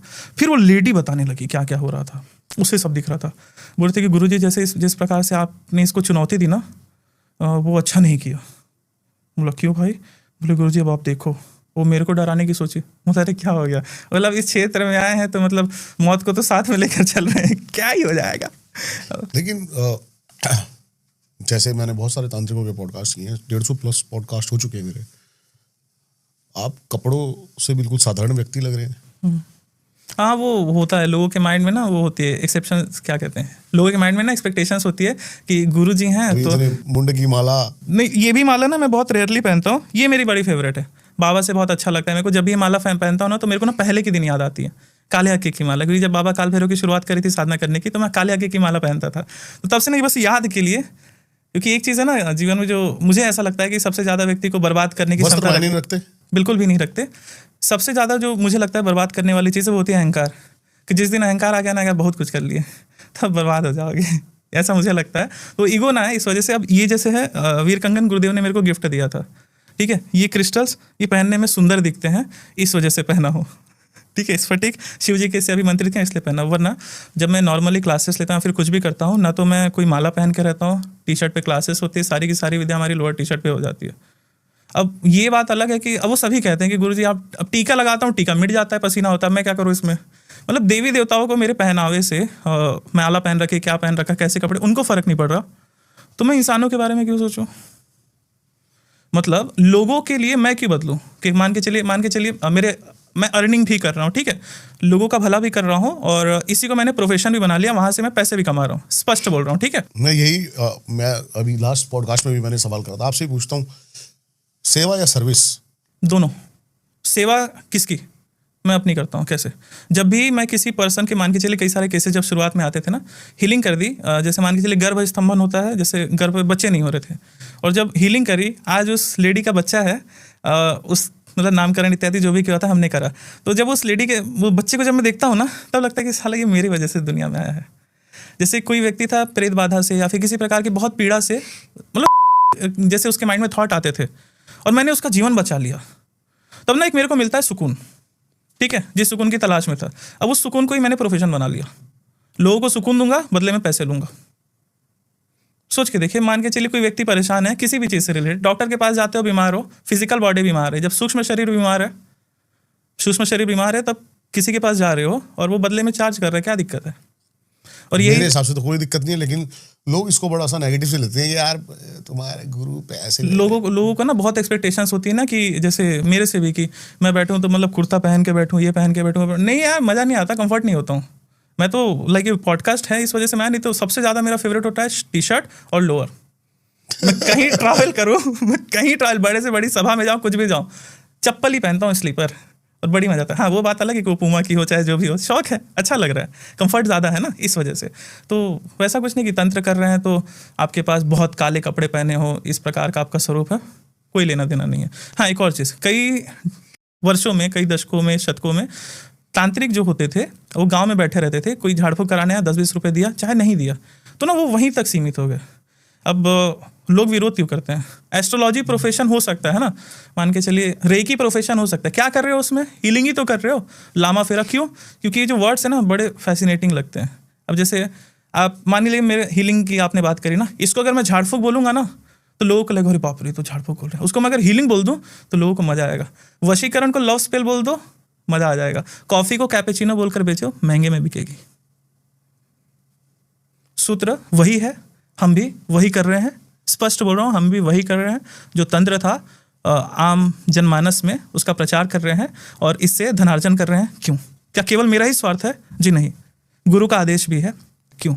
मेरा भगवान मेरा गुरु, बस गुरु मतलब गुरु मेरे लिए बस वही है। बस वो बोल दे कि रौनक आज तू शरीर छोड़ दे, मेरा गण बन कर रहे, मैं रह लूँगा, इतना बस है। अभी विश्वास है क्या है पता नहीं, बस है, बस गुरु मेरे लिए सब है। ठीक है, गुरु का आदेश था कि तू सिखा लोगों को, ये भी था, वो भी फॉलो कर रहे हैं और मज़ा भी आ रहा है। लोगों का जीवन बदलते देख मज़ा आ रहा है। अभी तंत्र में मान के चलिए कई विद्याएं थी ना पहले की बहुत गुप्त, वो आज नहीं है। क्यों? क्योंकि एक गुरु जो होता था वो अपने शिष्य में बहुत सारे वो देखता था कि इसके गुण ऐसे हैं, इसको दे दूंगा तो विद्या का गलत लाभ उठाएगा। उस चक्कर में विद्या चले गई। हम विद्याओं को खुलकर दे रहे हैं, मंत्र इत्यादि साधना हम खुल के दे रहे हैं। तो मान के चलिए तंत्र को व्यवहार में, जैसे मान के चलिए जिस भी विद्या का उसमें आर्थिक लेन देन ना हो, वो विद्या, वो धर्म, वो संस्कृति खत्म हो जाती है। क्रिश्चियनिटी या फिर अदर कोई भी रिलीजन है, उसमें पैसों का व्यवहार बहुत अच्छे से होता है, तो वो धर्म फलता फूलता है। मतलब जिस धर्म के लोग, जिस संप्रदाय के लोग, जिस विद्या को फॉलो करने वाले लोगों के पास जब तक पैसा होगा वो विद्या चलेगी, वरना विद्या नहीं चलेगी। एक तंत्र विद्या गांव तक क्यों रहेगी? पैसे कहाँ लेता देता कोई, और वो ग्रामीण ही रहेगी। एक गुरु से कोई सीखा, उसके पास बस वही। अब इस चीज़ को हम लेकर आ रहे हैं मार्केट में, हम हीलिंग कर रहे हैं, उसके पैसे ले रहे हैं, तो लोगों को प्रॉब्लम क्यों है? आप रेकी बोलकर हीलिंग कर लो, कोई दिक्कत नहीं है। हम मंत्र बोलकर हीलिंग कर देंगे तो दिक्कत हो जाएगी। क्यों? क्योंकि हमको चाहिए होता है ना अप्रूवल। अंग्रेजों ने हमको केवल बाहरी रूप से शासन नहीं किया, आंतरिक रूप से भी शासन किया, मानसिक रूप से। उन्होंने बताया कि भारत में जो भी चीज़ है वो पिछड़ा हुआ है, अंग्रेजियत जो भी है वो सही है। भले मान के चले मोटे कपड़े गर्मी के मौसम में पहनना कूल हो सकता है, एक्सेप्ट कोई हल्के कपड़े पहन लो। बस एक ना मानसिकता है ना कि इंडियन जो भी फूड है वो खराब है, वेस्टर्न का जो फूड है वो सही है। हिंदी भाषा में जो भी टर्म यूज़ करो वो गड़बड़ है, वेस्टर्न का जो भी यूज़ करो वो सही है। तो अंग्रेजों ने हमको मानसिक गुलामी की आदत डाली। तो जो विदेश की एस्ट्रोलॉजी है, टैरो हो गया, रेकी बोल दीजिए, निकले थे भले पनपे थे भारत से, लेकिन इत्यादि इत्यादि वेस्टर्न, अब विच क्राफ्ट इत्यादि, ये सब बड़ा फैसिनेट करता है लोगों को। क्यों? क्योंकि वेस्ट का है, वेस्ट का है तो सही होगा। ये जो है ना, इस पिछड़ी मानसिकता से हमको पीछे मतलब थोड़ा आगे बढ़ना चाहिए। गर्व तो होना चाहिए खुद के संस्कृति पर। अरे जैसे भी हो यार, जो भी हो, थोड़ा तो एक ना वो आना चाहिए देश के प्रति मन में ना कि यार हमारी संस्कृति थी। पास्ट में जाओ तो देखो तो कितनी महान महान चीजें हुई हैं। ठीक है, जैसे रावण के पुष्पक विमान का जब वाल्मीकि रामायण में वर्णन आता है तो उसमें आता है ना लिखा हुआ कि जो रावण का पुष्पक विमान था उसको सूर्य की रोशनी से ऊर्जा मिलती थी। सोलर सोलर, क्या बात है। अब संस्कृत में और हिंदी में लिखा है तो सर ये आपको फैसिनेट नहीं कर रहा है। अब इसी को मैं इंग्लिश में बोल दूं तो मजा आ जाएगा। समझ रहे हैं? तो ये मार्केटिंग भी हम लोग कर रहे हैं। सोलर बिल्ट एयरप्लेन या फिर एरोप्लेन, जी बस वही है। जैसे आजकल बहुत सारी गद्दियां चल रही हैं, कई औरतें सरकुमारी हैं, वो प्रेत वगैरह होते हैं, लोगों को लगता है देवी देवता है। काली माँ नहीं होती। जैसे मान के चलिए ना, एक गण बताते हैं ना पहले। जैसे एक बहुत ही अच्छा टॉपिक बोलता हूँ मैं, फिर इस पे ना ये सारा का सारा क्लियर हो जाएगा। भगवत गीता के अनुसार कृष्ण कह रहे हैं, जो प्रेतों को भजते हैं प्रेतों को प्राप्त होंगे, पितरों को भजने वाले पितरों को, जो भूतों को भजते हैं, भूत मतलब पंचभूत, संसार की चीजों को भजेगा वो मुझे प्राप्त होगा। आगे कह रहे हैं अनन्या चिंतयन्तु मां विजना पारिषते तेषां नित्यभियुक्तानां योगक्षेमं मैं। तो मतलब कृष्ण अर्जुन, तो मुझे भज, पूरे तेरा योगक्षेम मैं संभाल लूंगा। ठीक है, तब वो सीन था। मान के चलिए अब यहाँ पर एक व्यक्ति है जो हनुमान जी को भज रहा है। ठीक है, तब आफ्टर जब वो शरीर छोड़ेगा तो उसका स्वरूप कैसा होगा? हनुमान जी जैसा ही दिखने लग जाएगा। वो उसका जो प्रेत होगा ना वो हनुमान जी जैसा ही दिखेगा। अब जब मंदिर में उसका आवाहन होगा या फिर कोई साधक बुलाएगा तो वो वाले हनुमान जी नहीं जाते, ये जाते हैं। समझते हैं चीजों को, समझते हैं चीजों को ना, समझते हैं चीज। इसको कहते हैं गण। अब बहुत ना डीप जाते हैं इस पे, ढेर सारे लॉजिक बताऊंगा, कई चीज बताऊंगा। एक समय पर जैसे मान के चलिए ना, माता काली से लोग मारण भी कराते हैं, मारण क्रिया इत्यादि कराते हैं ना, माता काली से, बगलामुखी से, भूत प्रेतों से। ठीक है, तो मान लीजिए दो व्यक्तियों ने माता काली की साधना करके सिद्ध कर रखी है। अब दो, क्या वो आपस में मारण करा सकते हैं दूसरे के लिए? पॉसिबिलिटी बिल्कुल है, क्योंकि दोनों के पास काली है। एक समय पे मैं कई सारे सिचुएशन क्रिएट करूँ, बाद में एक जवाब दूंगा। 10 लोग माता काली की साधना कर रहे हैं और माता काली 10 को एक समय पर प्रत्यक्ष होकर दर्शन दे दी। How is this possible? अब बोलेंगे कि अगर हनुमान जी का बोलता एग्जाम्पल देता तो वो अष्ट सिद्धि 9 निधि के दाता एक समय पर कई जगह उपस्थित हो सकते हैं। ठीक है, कुछ ऐसा नहीं है। जो माता काली के उपासक होगा, मृत्यु उपरांत उसका जो शरीर बनेगा तो माता काली के जैसा ही हो जाता है। फिर ये जो एंटिटीज है ना, ये जाती है उनके पास। वो एंटिटी नहीं जाएगी कि जो माता काली रक्त बीज का वध करके शिव जी के पाँव पर, शिव जी के छाती पर पाँव रख के, वो वाली काली नहीं जाएगी। ये काली माता जाती है, ये वाले हनुमान जी जाते हैं। आप समझते हैं? कई लोगों के ऊपर नजर बांधा है, बगल के हनुमान जी के मंदिर जाएंगे वहां नहीं उतरेगी, मेहंदीपुर वाले जी जाएंगे वहां उतरेगी, क्योंकि वहां के हनुमान जी स्ट्रांग है। समझ गए? तो वहां के जो गण है वो स्ट्रांग है। ये होता है सीन। क्या बात अब है। इसी में मान के चलिए कोई पर्सन है, या किसी ने 40 दिन करके माता काली की सिद्धि प्राप्त करी, किसी ने 100 दिन करके माता काली की सिद्धि प्राप्त करी, और दोनों ने आपस में एक दूसरे के प्रति मारण कर दिया, फिर कुछ क्रिया चला दी। जीतेगा कौन? जिसके पास गण स्ट्रांग होगा। गण किसके पास स्ट्रांग होगा? 100 दिन वाले के पास। रीजन, जिसकी साधना ज़्यादा अच्छी है, जिसका ध्यान ज़्यादा अच्छा है, उसके पास बड़े गण आते हैं। सारा तंत्र का कंसेप्ट ये है। आपको अगर कोई ऐसे देवी देवता प्राप्त हो जाते हैं तो आपको मोक्ष नहीं प्राप्त हो जाता, इस चीज़ को समझो। अगर कोई देवी देवता, अब मान के चलो ना, लोगों को क्या लगता है ना, सिद्धि जिस दिन प्राप्त हो जाती है उसके बाद आदमी ना दिव्य हो जाता है। कुछ दिव्य नहीं होते यार, जैसे हो वैसे ही रहोगे। और हाँ, ये बात अलग है कि आप शो ऑफ बहुत अलग तरीके से अपनी मार्केटिंग कर रहे हो, कि जैसे कपड़े उस प्रकार के पहन लिए, मालाएं पहन ली। मुंड माला तो प्लास्टिक की होती है। नहीं होती है, प्लास्टिक की होती है, सीमेंट की, वो चीनी मिट्टी की होती है। मुंड माला उस पर बढ़िया से पेंट किया होता है। क्या दर्शाना चाह रहे हो? सारा खेल मार्केटिंग। बहुत बढ़िया सर, बहुत बढ़िया। तामसिक, सात्विक, बलि प्रथा, क्या मान के चलिए एक शेर है, उसको साग और रोटी खिलाएंगे तो खाएगा? जी नहीं। तो एक एंटिटी से क्यों उम्मीद कर रहे हैं? मान के चलिए, आप मत करो उनकी पूजा। जैसे मान के चलिए एक तरफ आपने किसी पिशाच को या फिर कोई तामसिक देवी देवता को सिद्ध करा है, और वो देवी देवता का भोग ही वही है, मांस शराब, तो उनको वो दो। बस यही नियम है। बलि भी इसीलिए दी जाती है। माँ कामाख्या क्या हमें बलि इसीलिए दी जाती है? पशु हिंसा हो रही है ना। अब देखते हैं, अब स्पिरिचुअल बातें कर रहे हैं ना, तो पूरी करेंगे, है ना। अब अध्यात्म पे आए हैं तो पूरा अध्यात्मिक ही चलेगा। भगवान कृष्ण कह रहे हैं कोई किसी को नहीं मारता है। हाँ, ये नहीं कि मैं कृष्ण के नाम पे बलि प्रथा को बढ़ावा दे रहा हूँ। अब स्पिरिचुअल बातें कर रहे हैं ना, तो पूरी स्पिरिचुअल बातें होगी। ना कोई मर रहा है, ना कोई जन्म रहा है। प्रकृति के सारे नियम हैं जो आपस में घटित हो रहे हैं। एक पर्सन को, जो तांत्रिक के साधक है, उसको ऊर्जा चाहिए किसी एक शक्ति से। अब वो एक पिशाचनी भी हो सकते हैं, कोई देवी देवता भी हो सकते हैं। देवी देवता ज़्यादा पावरफुल होते हैं। थोड़ा ह्यूमन सिविलाइजेशन के लिए देवी देवता अच्छे हैं। जैसे मान लीजिए देवी देवता जो होते हैं ना, वो मान के चलिए मनुष्यता के लिए, बहुत सिविलाइज्ड सोसाइटी के लिए अच्छे होते हैं, इंस्टेड ऑफ भूत प्रेत पिशाच। इसीलिए हमारे शास्त्रों में देवी देवताओं की ही बातें इस प्रकार से करी गई। अब जैसे भगवान कृष्ण के वंशावली में देखेंगे 1, 2, 3, तो एक जन की शादी असुरों से हुई थी। अब बोलिए, नाम एग्जैक्ट वो याद नहीं है, मतलब भीम की ऑफ रिकॉर्ड नहीं। भीम की तो हुई थी उनसे, ठीक है, हिडम्बा थी ना। हिडम्बा से। हाँ, लेकिन नहीं, कृष्ण जी के वंशावली में बेटा घटोत्कच हुआ, फिर उनकी घटोत्कच भी- हुआ। हाँ, तो मान लीजिए ऐसा कि वो राक्षस असुरी वो वाला सीन अलग है। सारा खेल सर ना एक ही चीज़ का है, दैट इज पावर, ठीक है। लेकिन ऋषियों ने पुराणों में, शास्त्रों में देवी देवताओं पर ज़्यादा बल दिया। क्यों? क्योंकि ना ह्यूमैनिटी के लिए ना ईजी है। देवी देवता ना उत्पात नहीं मचाना चाहते, लेकिन जो भूत प्रेत पिशाच जैसी शक्तियां हैं, ये उत्पात लेकिन ये मचाना देवी चाहते देवता वही गण है, जैसे कि आपने बताया, जो बहुत बड़े हैं। वही होते हैं, भक्त, वही होते हैं, बस और कोई नहीं आता। और बस। ये जो शरीर पे खेल रही है ना, हाँ। और ये वो एंटिटीज भी नहीं होती। वो परम तत्व किसी के शरीर में नहीं आ सकता। परम तत्व को कहीं जाने की जरूरत नहीं है। क्यों? क्योंकि वो भगवद गीता के अनुसार सर्वव्यापी है, सनातन है, वही है है। कण कण में हरि। कण कण में हरि। अब वो शिव, जैसे शंकराचार्य की स्टोरी आती है ना, भगवान शंकराचार्य की, बड़ी फेमस है, शॉर्ट में बता रहा हूँ। जैसे भगवान शंकराचार्य की स्टोरी आती है ना, कि जैसे एक तरफ तो वो कह रहे हैं कि जगतम मिथ्या ब्रह्म सत्यम जीव ब्रह्म नापरा। जीव और ब्रह्मा में कोई परे नहीं है, कोई बंधन नहीं है, दोनों एक ही है, ठीक है। अहम ब्रह्मास्मि भी कह रहे हैं कि अहम जो है वो सभी के अंदर जो अहम है, पूरा संसार है, वो एक ही तत्व से बना होगा, उसी का विस्तार है परम तत्व का, ठीक है। उसके अलावा शेष कुछ भी नहीं है, ठीक है। अब वो जा रहे हैं काशी में, अब एक चंडाल आ जाता है शराब पी करके। अब वो सामने आ जाके खड़ा हो जाता है। अब शंकराचार्य के शिष्य कहते हैं कि हटो सामने से। तो बोले क्यों? तो बोले तुम दुर्गंध हो, हम ब्राह्मण हैं, हम सन्यासी हैं, और तुम में से तुमने शराब पी रखी है, फलाना ढिमकाना, तुम गाली वाली देते हो। तो बोले अच्छा ठीक है, तुम किसको हटने को बोल रहे हो शंकर? इस शरीर को हटने को बोल रहे हो, इस चंडाल को हटने को बोल रहे हो, इस मदिरा पिए हुए व्यक्ति को हटने को बोल रहे हो, कि जिसको तुम शिव कह रहे हो उसको हटने को बोल रहे हो? तुमने बोला कि संसार में, संसार और इस शरीर, मतलब परमात्मा और इस शरीर में कोई भेद नहीं है, तो तुम किसको हटने को बोल रहे हो? शिव को हटने को बोल रहे हो? तो वो तो हर जगह है, तो किसको हटने को बोल रहे हो? इस शरीर को। तुम तो कह रहे हो तुम शरीर हो ही नहीं। स्पिरिचुअल की बातें कर रहे हो तो पूरी करो। अद्वैत की बातें कर रहे हैं कि पूरा संसार शिव है, तो किसी चीज़ में कोई अच्छा नहीं है, कोई बुरा नहीं है। डिपेंड करता है किसको क्या चाहिए। क्यों?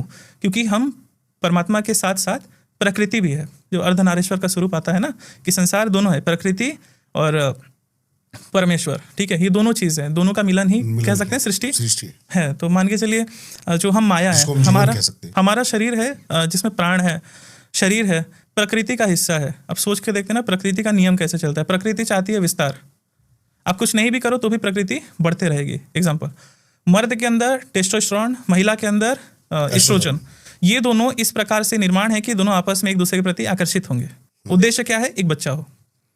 प्रकृति लगातार विस्तार कर रही है, नासा अब जाकर के निकाली है, प्रकृति के साथ छेड़छाड़ हो रही है। छेड़छाड़ हो रही है, बता रहा हूँ। मान के चलिए ये एक हो गया टेस्टोस्टेरोन आपस में जो जुड़ रहे हैं ये ज्यादा कॉन्ट्रोवर्शियल हो जाएगा। लेकिन ये हो रहा है। वो हार्मोनल इम्बैलेंस है ना, नहीं फैशन भी है। वो तो लोग कूल बनने के लिए तो कुछ भी करें। वो तो जानवरों के पास जाए, आप क्या कहेंगे? वो तो उनकी चॉइस है ना, मैंने क्या बोला अभी। तो मान के चलते हैं, माय चॉइस, उनकी चॉइस है। मान के चलिए जो भगवत गीता में ही जो सनातन टर्म जैसे भी मैंने यूज कर लिया, तो इसको भी थोड़ा एक्सप्लेन कर देता हूँ। सनातन क्या? लोग कहते हैं कि आपकी जो संस्कृति है वो सनातन है, आपकी जो जीवन शैली है वो सनातन है, आपकी जो भाषा है वो सनातन है। तो सनातन तो हमारा धर्म है ही नहीं। कैसे समझते हैं चीज़ों को ना। सनातन किसको कह रहा है ये एक्सप्लेन करूंगा। नहीं, सनातन है तो पूरी बात करेंगे, ठीक है। क्या आपके देवता सनातन है? एक समय इंद्र देवता की पूजा होती थी, अलग अलग देवताओं की पूजा होती थी। आज वो देवता गायब हो चुके हैं, आज नए नए देवता भी आ रहे हैं। आजकल किसी की भी पूजा हो जा रही है, किसी भी बाबा की पूजा हो जा रही है, किसी की भी कुछ भी पूजा हो जा रही है। तो मान के चलिए जो अनेक बाबा नए नए तैयार होने इत्यादि, तो आपके देवता बदल रहे हैं। क्या आपकी भाषा वही है? पहले जैसे संस्कृत थी, संस्कृत से पाली आई, पाली से प्राकृत आई, अब हिंदी आई, अब हिंदी से इंग्लिश हो गई। तो आपकी भाषा भी सनातन नहीं हुई। आपका जो कल्चर है, कपड़े, कल्चर क्या होता है? भाषा, पहनना, पहनावा सब बदल गया। तो सनातन क्या? अब आते हैं ओशो पे, अब आते हैं उपनिषदों पे, अब आते हैं रमन महर्षि पे, अब आते हैं कृष्णमूर्ति पे और अनेक जो विद्वत्त हुए हैं उन पर। सनातन क्या? सनातन आपकी चेतना। क्यों? मनुष्य नहीं चाहता है बंधन में रहना, दुख में रहना, ठीक है। तो हमारे अंदर ना एक सबकॉन्शियसली, कोई माने चाहे ना माने, सबके मन में आता है कि यार जन्म लिया क्यों? कुछ तो उद्देश्य हो सकता है बड़ा, ऐसा कुछ वो चैतन्यता की दृष्टि से कुछ ना कुछ आता है कई लोगों के माइंड में। तो जब तक ये चैतन्यता है कि कुछ एक सुप्रीम भी है जो इस शरीर से, संसार से परे है, जो अहम है, अहंकार है ना, ये तो हमेशा रहेगा ना कि मैं हूँ मतलब एग्जिस्ट कर रहा हूँ। तो जब तक ये मैं है तब तक सनातन है। सनातन क्या? नैनम छिदंती शस्त्राणी नैनम दहति पावका न च क्लेदयंतापो न शोषयति मारुतः। सनातन वो आपके अंदर की जीवात्मा है, वो परमात्मा है जो अनादिकाल से है और अनादिकाल तक रहेगी। क्या बात। इसके बारे में जो स्टडी है, जिन जिन संप्रदायों ने, जिन जिन धर्मों ने, मतलब कम्युनिटीज ने किया, उनको कह दिया क्या? हम सनातन धर्मी हैं। शब्द ये होना चाहिए। क्या बात है, बहुत ही सुंदर सर। फिर से हाथ मिलाना चाहूंगा आपसे। बहुत ही मजा आया। टाइम की थोड़ी सी पाबंदी के कारण, वरना मेरा तो सर पहली बार ऐसा हुआ है कि किसी पूरे पॉडकास्ट में मैंने भी बस 6 बजने से 10 मिनट पहले घड़ी देखी, क्योंकि 6 बजे मेरा हॉस्पिटल में अपॉइंटमेंट है। ऑलराइट। इतने पेन के बावजूद भी मैंने आज ये जो पॉडकास्ट किया आपके साथ सर, मजा आ गया। मेरा सारा पेन डाइवर्ट हो गया। मेरे हाफ फेस पे आज इतना ज्यादा पेन था, 2 दिन से ट्रीटमेंट चल रहे हैं साइनस के, लेकिन मेरा ध्यान भी नहीं गया मेरे पेन पे। और अभी जब आप आए थे 4 बजे तो मैं सोच रहा था कि ये पॉडकास्ट कैसे होगा, क्योंकि आपको 12 बजे आना था। बहुत ज्यादा पेन के कारण आपको बोला गया कि 3-4 घंटे इसको डिले करते हैं। मैंने पेन किलर खाई थी, लेकिन अच्छा लगा, काफी अच्छा लगा मुझे। मेरी जिंदगी में जब से मैंने सरेंडर किया है ना, तब से बड़े बदलाव आए। और मैं मानता हूं कि हर कदम सिर्फ उसी का ही है, मेरी औकात ही नहीं है। ये कदम भी आज आपके साथ बातें करते करते मेरे अंदरूनी इतने सारे कॉन्सेप्ट्स, इतनी सारी चीजें, इतनी सारे डाइवर्जन क्लियर हुए। तो ये भी आज उसी को मिलाना था। वही जो आपने मैनिफेस्टेशन बोला ना, ऊर्जा, आप उस ऊर्जा की तलाश में थे और प्रकृति ने आपको दे दिया, ऐसा समझ सकते हैं। बहुत ही बढ़िया, बहुत ही मजा आया। आई होप ये पॉडकास्ट इतना ही प्यारा आपको भी लगा हो जितना प्यार से हमने इसको बनाया है। एक और पॉडकास्ट करना चाहूंगा आपके साथ, जो कि क्योंकि बहुत सारी बातें भी करने को जो इनसे कर सकते हैं हम। पर्सनली कमेंट करूंगा जरूर, अगर आपको कोई भी तंत्र बाधा या तंत्र से प्रॉब्लम है। बहुत कम बंदों के लिए बोलता हूं मैं, लिमिटेड ही ना बंदों के लिए बोलता हूं, लेकिन इनके लिए बोलता हूं कि जरूर जाके आप इनसे कांटेक्ट करें। डिस्क्रिप्शन में इनकी सारी डिटेल्स आपको मिल जाएंगी, जरूर जाके इनसे कनेक्ट करें और जो भी अपनी समस्या है उसका समाधान कराएं। धन्यवाद आपका आने के लिए। Thank you. इस पॉडकास्ट का बेस्ट पार्ट क्या था, जरूर हमें कमेंट्स करके बताएं। हर एक बंदा, हर एक उस बंदे तक जरूर ये पॉडकास्ट शेयर करे। उल्टी सीधी चीजें शेयर करते रहते हो, एक अच्छी बात शेयर कर लो अगर सच्चे सनातनी हो तो। मिलता हूं आपसे किसी और पॉडकास्ट में, तब तक ओम नमो नारायण।